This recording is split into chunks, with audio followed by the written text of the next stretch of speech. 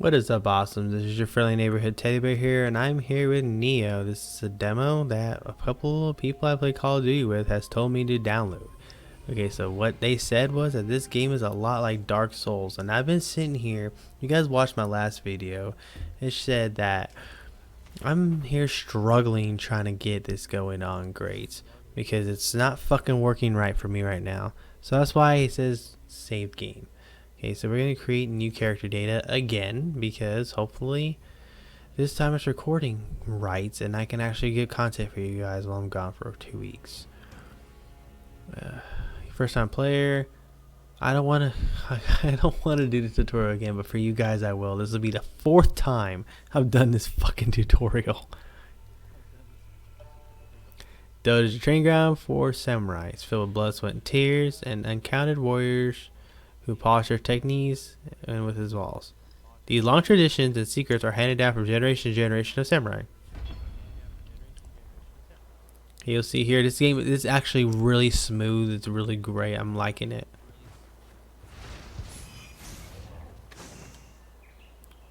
You equipped. So this is how you equip weapons. You gotta hit the down on your little touchpad. You go to melee weapon. You click your wooden sword, and there you go. It's equipped right now. And right now, the combat is almost exactly the same as Dark Souls, like pretty damn identical. You see here these little fireballs when you're in the tutorial. This is how you go and change your what is it? Go and proceed to the next part of the tutorial. Quick attack is square, strong attack is triangle. Basically, key is your stamina.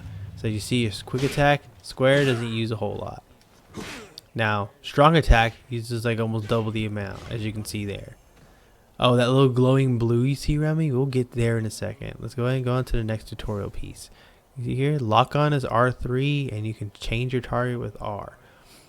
And here's the cool thing about this. When you lock onto somebody, you can see there's that little bar below their health. That's their stamina bar. So you can actually, if you play the game and pay attention to little pieces here and there, you can actually go ahead and wear your enemy out before you actually attack them. Okay, now guard is L1 and dodge is the X. You see L1, he misses completely. L1, so you block it, and then when you dodge it, you can actually go and attack. Because they changed it to where it helps if you lock on to people.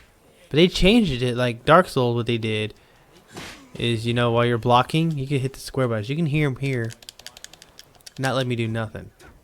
Unless you like dodge back, and then I don't know how I did that, but see, if I'm blocking, it won't let me attack. But Dark Souls, you can do that. But anyway, this isn't made by the same people who did Dark Souls. This ain't from Software. This is by Temco and Team Ninja. If you know who Team Ninja is, they're the ones who did the Ninja Gaiden and the Dead or Alive series, which are really good games. Anyway, this is really cool. I like this. High stance. You have 3 stances. You have high stance, you have your mid stance, and your low stance.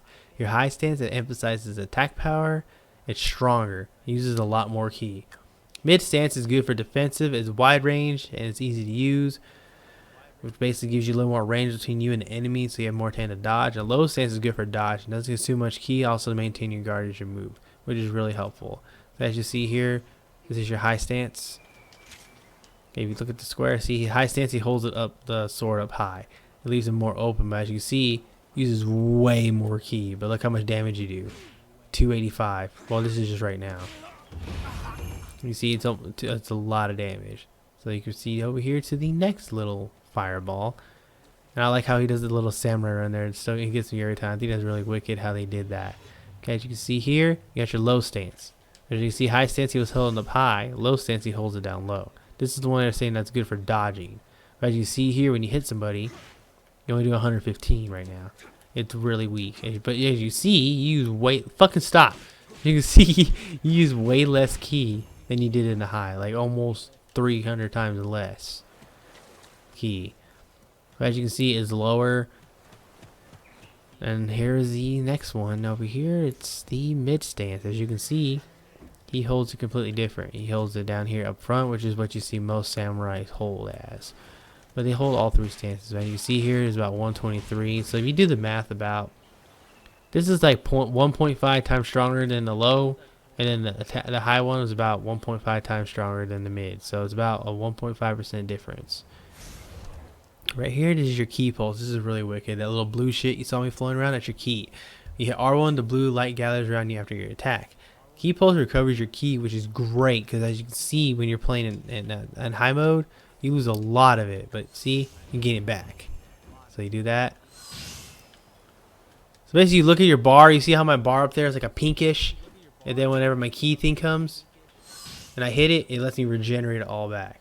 So if you can time it just right, as you can see here, I'll show you again.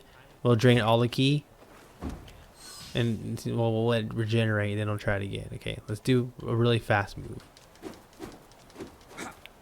See that? I timed it right there. It let me regenerate all that back. So if you time your R1 just right, you have to look up there at your bar. You get all your key back, which is going to be really helpful later on down the road. Okay, next one, Yokai Realm. This is also where the key pulse comes into place. Yeah, you just sizzle key pulse in the Yokai Realm. You'll cleanse the defilement of the Yokai Realm to your person, restoring you to normal. And when you're in the Yokai Realm, since you're a human and Yokai are demon, your recovery speed is greatly reduced. So you stutter a lot more, as you can see. See how much slower it is recovering up by itself. But see, I killed him, and he's gonna keep coming back. What you gotta do is you gotta activate your key pulse, which is you gotta do a combo, and then when it comes all the way up, you gotta time it just right. See, just like that, and now you purified it, which is what you're supposed to do. That's what you want to do with those. But he came back because I fucked up and did it wrong. I killed him too quick.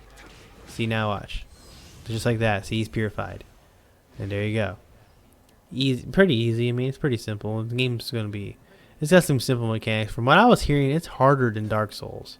And that's saying something because Dark Souls is pretty damn hard. I know, I'm still stuck on Dark Souls 3. Actually, leave down in the comment section below if you guys want me to do a Dark Souls 3 playthrough for you guys. Okay, his name is William apparently. He looks a lot like the guy from Witcher. Like almost identical. And because he has a hair, if I remember right, he has a hairstyle just like that. What's this? No, we do not want to go back there, so you can go away. We'll go here. Main mission. Rewards. Those stuff on the right. I'm assuming that's the stuff you can find here. It's year 1600 at Seafaring Age. After many months' journey east, William at last reaches his destination, the fabled land of gold, Zipegu. But what he finds there is monsters and death. Ooh, can't beat that, huh? Kirishima, a tiny island off the coast of Usuki in the Kyushu Bungo province. There is little in the way of usable land, with coastlines rapidly giving way to the cliffs and mountains. Clinging to its edges is the smallest fishing village, its residents eking out subsistence and farming on plots carved out from the hill. Their frugal lives stand in stark contrast to the village elders, I read that wrong, whose opulent mansion perches atop the island's tallest peak, strangely oversized to the small island which it overlooks. Okay. And there's a boat, and here's our little boat. Oh, cutscene. Shh.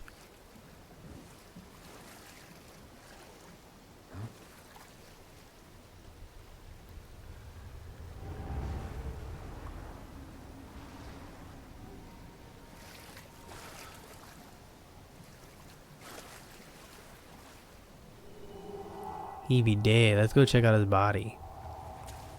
Let's see what's over here. And guys, it looks like we just got our first weapon. Let's take that shit. I ain't doing shit to you. What are you talking about? Let's go ahead and equip that weapon. Melee weapon 1. Oh, we get to keep the wooden sword from the tutorial. Okay, so that looks like you can get your you get to keep that sword from that. I don't know if you skip the tutorial if you keep that or not, but anyway. We're going to equip this stuff, and I'm just going to tell you guys, that's going to be the end of this episode. Sorry it was so short, but, I think that's a good stopping point, but what's over here? Oh, Amrita Memories. This is where you can see anything that it goes back to the memory when it pops a little thing up. This is where you can see, you can go relook it, like tutorial people. I'm guessing this one you hit important person later. Same with the background when you get some back information on something. But anyway, you guys have been awesome. Is there a save mode here?